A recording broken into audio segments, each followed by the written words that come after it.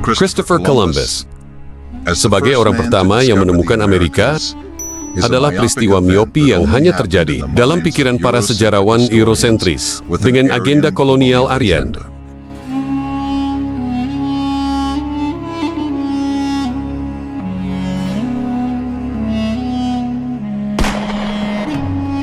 Dalam buku Weiner, Afrika dan Penemuan Amerika, dia menjelaskan bahwa Columbus mencatat di jurnalnya bahwa penduduk asli Amerika kan orang berkulit hitam, mereka datang dari Tenggara dengan perahu, perdagangan tombak, ujung emas. Ditemukan juga bahwa rasio properti dari emas, logam tembaga, dan perak paduan identik dengan tombak, lalu dibentuk di Gini. Menurut sejarawan dan ahli bahasa Amerika, Leo Weiner dari Universitas Harvard, salah satu bukti paling kuat untuk mendukung fakta bahwa orang Afrika berlayar ke Amerika sebelum Christopher Columbus adalah catatan jurnal dari Columbus sendiri. Sekarang, bukti-bukti yang semakin banyak mendukung gagasan tersebut bahwa orang Afrika sebenarnya telah orang-orang berkunjung ke Amerika jauh sebelum Columbus. Seiring dengan klaim yang solid tentang penjelajah Afrika, navi, dan pedagang, siapa yang datang ke Amerika pada zaman kuno? Idea bahwa orang Afrika mungkin pernah mengunjungi Amerika bukanlah hal baru di zaman pra-Columbus. Sebenarnya, cukup banyak ada bukti bahwa orang Afrika pernah berlayar ke Amerika dan menetap ratusan tahun sebelum Columbus.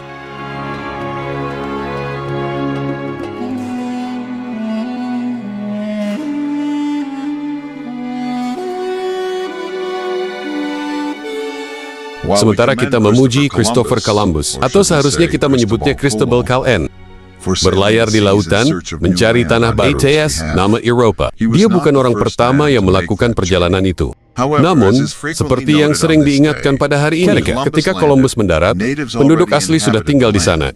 Dia menyebut mereka India karena awalnya dia berpikir telah mencapai India. Pendaratan pertama Columbus pada 12 Oktober 1492, kemungkinan besar di sekitar Bahama atau Republik Dominika adalah masa yang lebih baru dalam sejarah.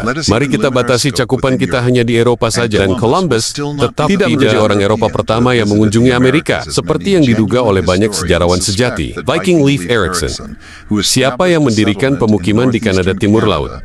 Pada abad ke-11, dia adalah orang Eropa pertama yang datang ke Amerika. Kebenarannya, orang Afrika hitam, Indonesia, Cina, orang Arab, dan sebelum Columbus, orang-orang Asia telah berkunjung ke Amerika. Patung kepala Olmec raksasa berbentuk wajah Afrika ditemukan di seluruh Amerika Tengah dan Selatan. Bantuan bahwa orang Afrika telah menetap sebelum penemuan yang tampak mencapai ketinggian hingga 11,15 kaki, beratnya 30-40 ton. Patung-patung ini umumnya menggambarkan pria berkulit hitam dengan mata besar, hidung lebar dan berlemak.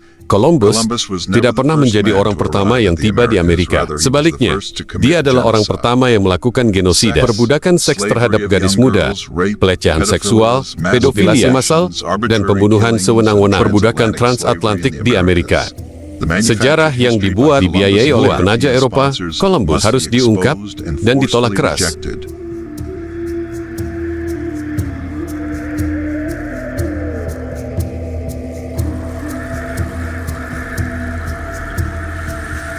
Columbus dan mereka berburu Lucayans yang melarikan diri hanya untuk bersenang-senang. Setelah membunuh mereka, tubuh mereka dijadikan makanan anjing. Survivor Lucayans melarikan diri ke pegunungan sekitar untuk menghindari kebrutalan sadis dan perlakuan barbar Eropa Kristen yang disebut-sebut sebagai peradaban. Ada saksi mata yang menceritakan tentang luka yang Tionghoa diserahkan ke anjing pemburu saat mereka masih hidup. Mereka berteriak dan menangis dalam kesakitan saat anjing-anjing itu menyantap anggota tubuh dan usus mereka. Columbus memandang ini sebagai alasan sempurna untuk berperang dengan pasukan yang bersenjata berat dan senjata canggih. Hasilnya, perang itu sangat singkat. Masyarakat asli dibantai cepat, hanya memiliki tombak, batu-batu dan alat-alat primitif untuk bertarung.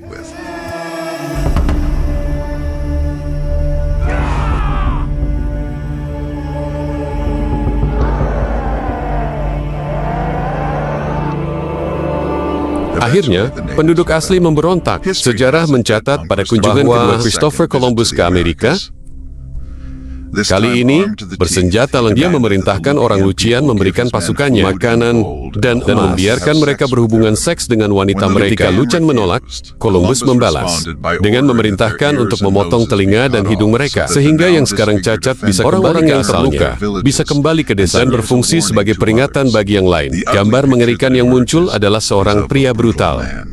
Siapa yang membantai penduduk asli pulau-pulau tersebut?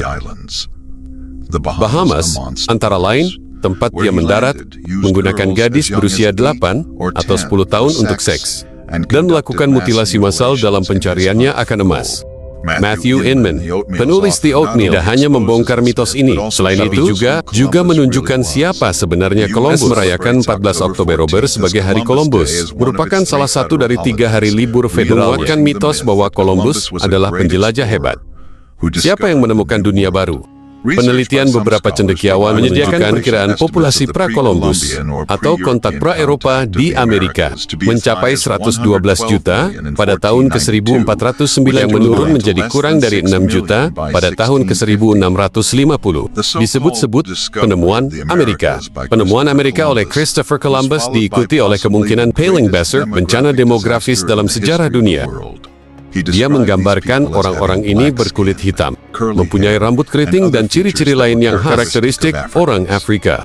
Demikian pula, penjelajah Italia, Amerigo Vespucci, yang berkunjung ke Amerika pada akhir abad ke-15. Awal abad ke-16, ia menulis dalam catatannya, dia bertemu orang berkulit berwarna di wilayah Karibia.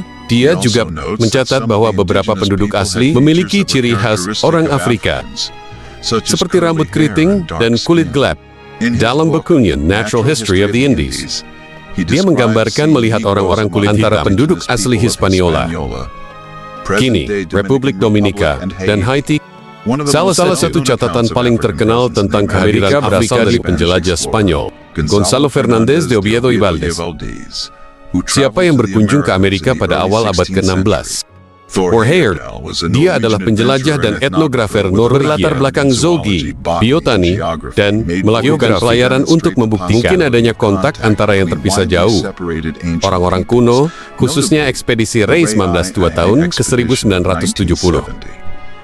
Ketika ia berlayar dari pantai barat Afrika ke Barbados dengan perahu papyrus, aliran deras ini, Mali, Trudisi mendeskripsikan sebagai sungai di tengah laut, mungkin membantu mendorong kapal Afrika ke benua Amerika.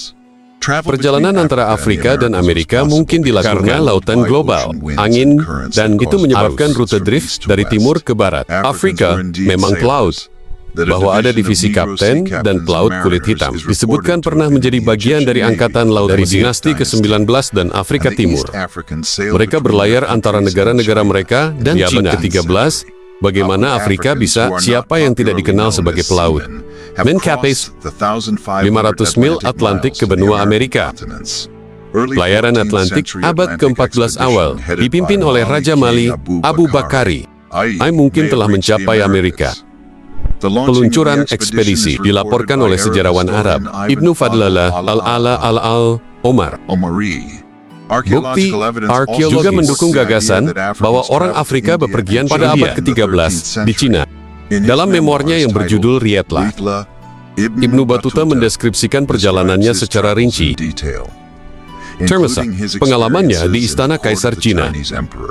Terlahir tahun 1304 di Tangier, Maroko, Ibnu Battuta memulai perjalanan eksplorasinya yang membawanya ke berbagai belahan dunia, termasuk India dan China. Ada bukti kuat dan meyakinkan yang menyarankan bahwa orang Afrika bepergian ke pada abad ke-13 di Cina sebelum kedatangan penjelajah Eropa. Di wilayah-wilayah ini, meskipun beberapa tanaman ini mungkin dibawa oleh Anda, perdagangan atau penjelajah Eropa, hakikatnya, mereka ditemukan di lokasi arkeologi Kolombia, menyiratkan bahwa mereka mungkin telah tiba jauh lebih awal. Potensial akibat kontak antara Afrika dan Amerika asli, keberadaan ini, spesies tanaman Afrika lainnya di Amerika, memberikan bukti yang meyakinkan untuk menunjukkan bahwa orang Afrika pernah mengunjungi Amerika. Sebelum Columbus, kedelai minyak Afrika ditemukan di Amerika Selatan, termasuk di wilayah Amazon, di mana kemungkinan dibawa oleh orang Afrika atau pengunjung non-Eropa lainnya. Contoh lain adalah kola nut. asal dari Afrika Barat dan digunakan dalam obat tradisional Afrika dan upacara keagamaan. Ini menyarankan bahwa orang Afrika mungkin telah membawa kacang kola ke Amerika. Kacang kola ditemukan di situs arkeologi di Amerika, termasuk situs di Brasil dari abad ke-14. Sebelum kedatangan Columbus, contoh tanaman Afrika, spesies yang ditemukan di Amerika adalah pohon Tamarind indica. Di Amerika, tamarin telah ditemukan di situs arkeologi sejak sebelum kedatangan Columbus, menunjukkan mungkin mereka dibawa oleh orang Afrika atau pengunjung non-Eropa lainnya. Tamarin adalah pohon asli Afrika, namun telah diperkenalkan ke berbagai belahan dunia tanaman pangan dan obat.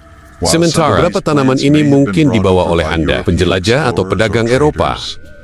Ada bukti yang mengindikasikan banyak dari mereka tiba di Amerika jauh lebih awal. Mungkin akibat kontak antara Afrika dan Amerika asli. Amerika, keberadaan beberapa spesies tanaman tertentu yang asli dari Afrika di Amerika menyediakan bukti lebih lanjut untuk mendukung gagasan bahwa orang Afrika pernah mengunjungi Amerika sebelum Columbus. Villa Corta menulis, bagaimanapun Anda, peradaban Meksiko berawal dari Afrika. Peneliti India Rafiq Jarazboy ternyata benar apa yang ditulisnya. Seorang hitam memulai karirnya di Amerika bukan sebagai budak, tapi sebagai tuan. Bahkan para cendekiawan Meksiko awalnya yakin pengaruh penjelajah kulit hitam di dunia baru menyeluruh dan abadi.